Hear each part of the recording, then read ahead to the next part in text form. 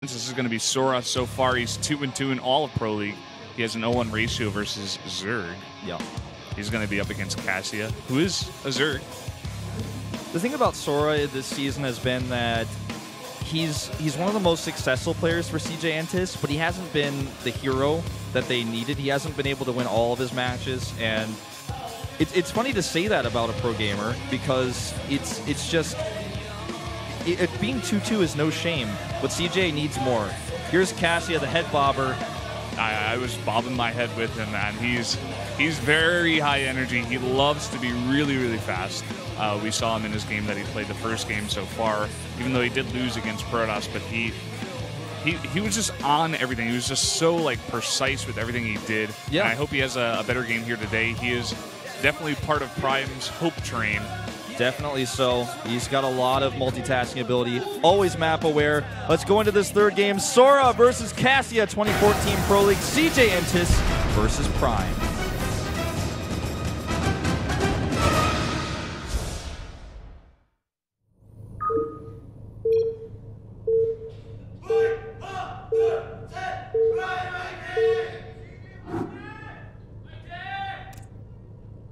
LTA는 SK텔레콤.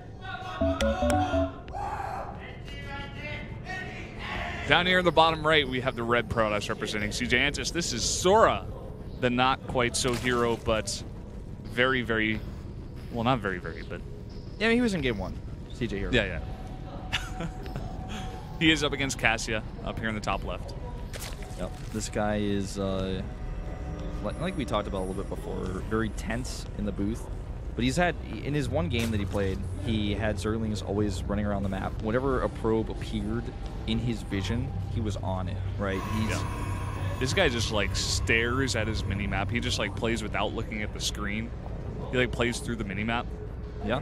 That's basically how precise and on top of everything he was. He's a really, really...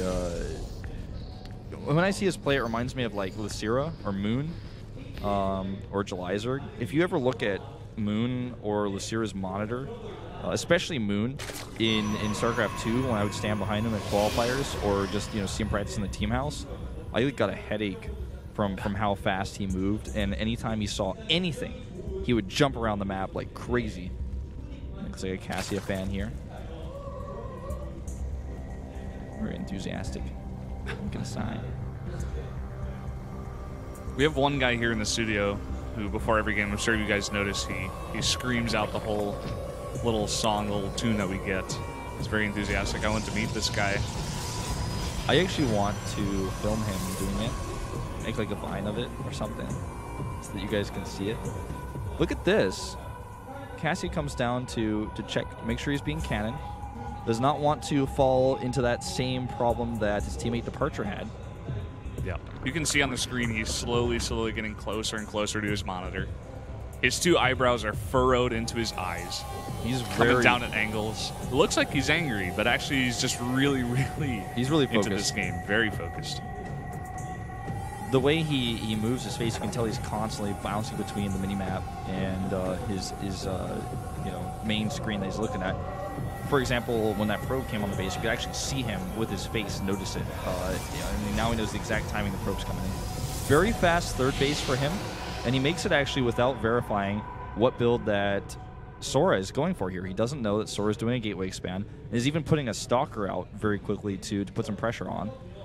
Yeah, so totally blind. Sora's going to come in here, see this pool. Not much else. He did not see that third base just yet. But with the Stalker, he's going to be able to do a little bit of aggression here. Do a little bit of poking, be just annoying and in KassiA's face. It's what you got to do for someone who's so high energy and possibly nervous. You got to get in their head, in their face, in the game itself, and just try to distract them as much as possible. So far, just using the Stalker to ward away any of these stray little overlords. Yeah, it's actually pretty low, but I don't think he's going to be able to finish it off. It's in that little spot where the Stalker can't reach it right now. Nexus goes up here, and what we may see from Sora is actually going across the map to identify the third base and maybe try to force some Zerglings with his Stalker, because he saw with his probe that speed is a long way off. So he knows, okay, you know what, I can walk over there, maybe force you to make 4 Zerglings, more than you would like to. And actually, as it is, we see 8 Zerglings on the way. If you can force that, then that means that that's less drones. Every larva you spend on 2 Zerglings is 1 less drone you're going to have in the early game, which costs you money, and then you don't get a return on it. And the earlier you get those drones out, the longer they will be mining, and the more return you get for those two drones. Yeah. He's going to catch that 1 Zergling out. He was able to pick that off, and now he's going to come here with this Mothership Core as well as that Stalker and do a little bit of this poke harass like we were saying before. Yeah, the Mothership Core here to help out, and it's an air unit, so it can't be targeted. And it can also give him the ability to recall if he gets surrounded for some reason or he missed micros. It's got that safety net. This pile location indicates we are going to see some aggressive warp-ins at that very risky third base. A few Zealots already being warped in right now. And I think that KassiA has an idea about this because he starts 10 additional Zerglings and 2 Spinecrawlers right now. He must have scouted this. Yeah, 14 Zerglings, 2 Spinecrawlers. He could be able to hold this off. So far, I'd love to see Sora maybe delay a little bit, maybe just in case he thought KassiA didn't know, but KassiA knows. He's even making more and more Zerglings. He is not taking this lightly at all. This is what I said before, man. He is just so on top of everything. He surrounds all these Zealots with a nice time warp, but all these Zealots surrounded so far. More are being warped in. It's really an issue about Zerglings versus Zealots right now with no Roach Warren. You're never going to be efficient with your Zerglings, but if you have enough, you can ward it back. 3 Queens as well, really, really nice here. And with 3 Queens, this Warpin is actually going to be pushed back as well. Prime fans here in the studio are going nuts. Speed is done. Spinecrawler is up as well, making it much harder to harass. But remember, if he actually just warps it, uses the recall to save his Zealots, then he's still forced a lot of Zerglings, which is less larva for drones. Yeah, even more and more Zerglings coming out here. This little attack is going to be warded off, but like we said before, a lot of Zerglings made, which aren't drones. Whereas back at the base of Sora, he was continuously making those 2 probes at a time, chrono boosting them even. You know, this position for KassiA is not bad at all because he has these Zerglings now on the map that he can use to make sure that Sora can't take a third base, at least not for a while. He traded really well against the Zealots. I mean, as well as you can with Zerglings, basically. He didn't actually get overwhelmed at any point. Never really took any hits. Kept all of his queens alive. And for Sora, now this is awkward because he's trying to tech off of 2 base, but it's a late tech. He lost his pylons, which cost him a lot of resources as well. And, I mean, he even only had 1 gas. So he's adding triple gas right now, so his gas mining was so weak. No forge, no upgrades. Yeah, he was definitely hoping to do a lot more damage with that attack. He didn't quite get it because KassiA responded in the appropriate manner. He actually made so many more than he needed to, but he was able to ward off this attack so well that it put Sora very far behind. Yeah, like you said before, adding those gas is going to be so late. The Forge now only coming up just now, the Evolution Chamber as well as the Roach Warren coming up for KassiA. Yeah, Roach Warren coming out here is so late, but he didn't need it with his stellar defense we saw earlier, just identifying the problem early on and solving it. And even those Spinecrawlers that he made, if we go to late game, are going to be fairly useful because he's going to be able to defend drops. What it looks like we may see from Sora as a follow-up is what he could do is try to hit an Immortal timing after this and try to catch KassiA off guard because KassiA right now is droning heavily because he wants to catch up for all the larvae he spent on his Zerglings. With the Twilight Council going down 2, it could be that he's just trying to use the Immortal with +1 and a few Zealots to take his third base, and then going into later on the Twilight Council and getting Blink and getting his +2. But only time will tell him. He's making a Warp Prism right now, so he could even go for a Sentry drop and use some of his gateways to harass in the main base. He's got a lot of options here. I think he only has 2 Immortals, so walking across the map without +1 and 2 Immortals, only with a bunch of Sentries, could actually do some damage. But it's a little bit. I just don't know how much it's really going to do. I don't know how much I agree with this. Yeah, it's a bit iffy. I mean, KassiA, we've seen him before respond really well to this aggression. He's already made a bunch of roads. He's continuing to make it. He continuously sends in a bunch of scouts to see exactly what's going on. Sora with not so many warp gates. He's going to have this warp prism, maybe go on the base and drop those sentries or possibly do some kind of harass, but he's not going to be able to warp in so much. Yeah. He is dropping that third base now as well as dropping a Dark Shrine, so probably just going to use this just now, put on a little aggression, try to make his third base a little bit more safe. Yeah, he's just going to try to do some counter pressure. He's going to warp it into the main base, try to Zealot harass a little bit, and during all of this, he's taking his third base, like you said. What KassiA is doing, on the other hand, is getting his improved lifetime for his Locust. He's getting the Swarm Hosts out, and he's already about to have +1 for those Swarm Hosts. So this is a great way to get further ahead when you're already ahead in this matchup and try to control the map. One thing that's a little bit lacking for him, I feel, is his creep spread, but he is working on it. His 4th base is coming up, and we're going to have Swarm Host defending a Zealot drop here. This is pretty crazy. Yeah, immediately burning those. He does have a bunch of the roaches in the base as well to ward this off, and it seems like Sora's going to try to drop this in here and try to pick off that queen, but so far able to just run away is the queen. Not going to be able to do much. Is that War Prism going to go down? Oh, it's pretty close to just 25 health remaining. Yeah, about 2 more shots would have taken it out. More and more Swarm Hosts being made right now. 3 additional ones. He's getting Overlord speed as well as +2 attack for his range units. Not only his roaches, but the locusts and any other range units he makes later on in the game. Certainly he's going to come over here. Does not even trade against the forest fields. Knows he doesn't have to. And he's just going to say, all right, well, I've got a 4th base completing.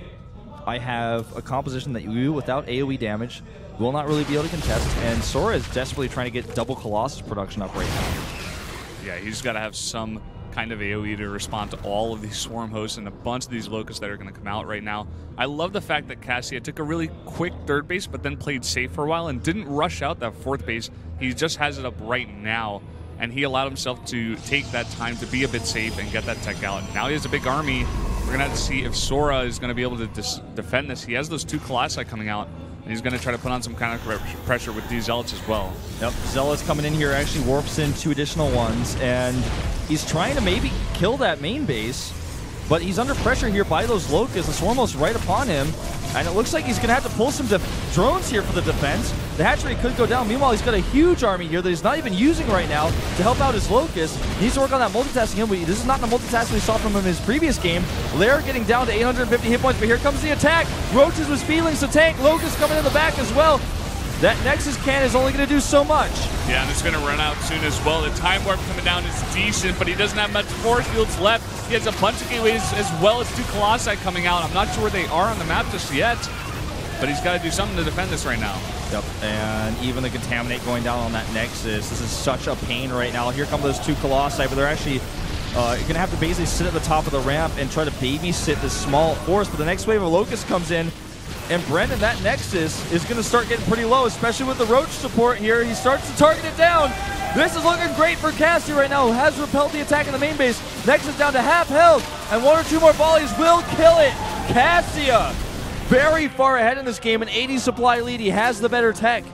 And he's even got the Corruptors on the way. He has Corruptors on the way as well, which is what I was going to say. So many Colossi out on the map right now. He has that double Colossi production coming out, but now just with 2 bases, how is he going to possibly support that with gateway units? This huge army of KassiA, you can see the supply. It's basically 90 up right now, and I'm not sure if Sora is going to have enough to stop this attack right now. Basically, those Colossi are, the only thing holding Sora up right now. But now the Roaches are in his natural. He's lost way too many probes. Roaches continue to take those out, and KassiA walks away.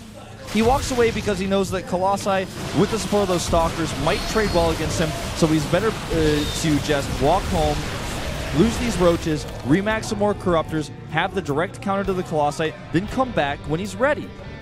Yeah, I love this play right now. Even adding a bunch of drones right now. He knows he doesn't have to win the game right now. He's taking a small break. He's coming back with the correct tech, like you said before, and he's just going to demolish the army when he knows he can 100% instead of, 70, 80%. No, this is double the supply right now for KassiA. Massive Zerg army. Roaches to the front to tank. Locust to do the damage from behind. 1 lone Corruptor. Where are his buddies? They're on the way across the map right now because he wants to deal with those Colossi. Meanwhile, run by at the natural. And Sora, he's basically a Colossus on stilts right now. How can he balance all of this aggression? He is so imbalanced right now. Those Colossi basically can't even stand. Imagine a Colossus on stilts. That's how this is right now. He's fallen over. Nexus down to 66 hit points here. 1 more attack from these Roaches will kill it. It's gone. And KassiA has taken full control right now, up 100 supplies still. More Locusts coming over here to the 3rd base. He's going to try to continue to do damage there. It's not even finished yet. Then even if it were, the constant aggression is going to deny some mining. Yeah, I mean, KassiA, this attack didn't quite kill off Sora, but with that natural Nexus going down and with so many more units on the way, continuously still up 100 supply. He has so many Corruptors now to deal with these Colossi, which is basically what was holding Sora up, those Colossi and stilts. And Sora's trying to defend this, but I'm not sure how long it's going to last. I mean, Zergling's for the tanking on the Stalkers, keeping the Corruptors alive. Roach is doing damage to the Stalkers also. The Corruptors target the Colossus down, use Corruption. Goodbye Observer, by the way, almost gets that. And, I mean, right now, Sora is hanging on by a thread. And I'm a little bit concerned about his third Nexus here, which is now under attack by Roaches and Locusts. He's going to lose a lot of his probes. They're now long-distance mining. And how much longer can he actually hold on? He's doing a good job trying to fight this because it's basically the only thing he can do. But in the meanwhile, continuing to lose Nexi. So many Zerg units coming across the map. The supply lead has continued to 130, making 2 sentries. Sora's hanging on by the fingernail of his pinky right now. He is on the thread of the thread. If he holds here, there'll be a thread on Team Liquid about this. GG. KassiA takes his first win, and Prime, we have not seen this very often, takes a lead in this match, takes a 2-1 lead, 1 win away from taking their very first victory. The crowd is cheering his name. So many Prime fans in the audience right now are so happy for this guy. Do not give up, never give up. And Wolf, I want to ask you, do you believe in those love songs? Do you believe in a comeback right now? You know what? I believe in those love songs.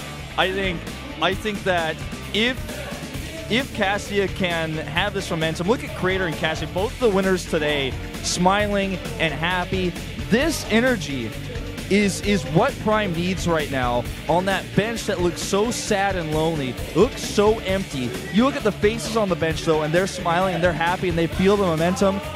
This is not what Prime needs to get to the playoffs this season, or this round. This is what Prime needs to get themselves into this season of Pro League, period. When I talked about the cup being half empty, half full, how Prime's cup is totally empty. They are trying to fill that cup right now. These 2 wins, so important for their mindset, for their mentality. Even Barbie cracks a smile. Barbie going on camera, I believe they were just chanting your name as